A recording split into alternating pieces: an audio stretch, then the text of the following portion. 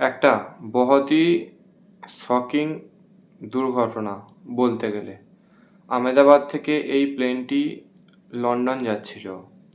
বর্তমান সময়ে প্লেনটি ওড়ার প্রায় 1 মিনিটের মধ্যেই প্লেনটি ক্র্যাশ করে যায় এবং প্লেনটির ফুয়েল অনেকটাই বেশি থাকার কারণে প্লেনটির এতটা বিস্ফোরণ ঘটে।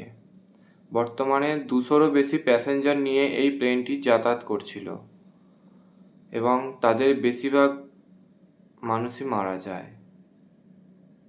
দেখুন আহমেদাবাদের যাওয়ার পথে আহমেদাবাদ থেকে এই প্লেনটির কীরকম অবস্থা হয়েছে।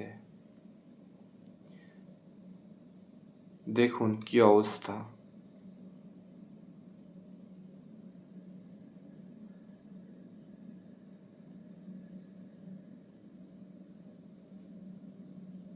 খুবই দুঃখ লাগছে এই ভিডিওটা দেখার পর। এই প্লেনটি নাকি সত্যি খুব শক্তিশালী প্লেন ছিল এবং এই প্লেনটি আগে কখনো এই প্লেনের কথা অ্যাক্সিডেন্টের শোনা হয়নি। দেখুন,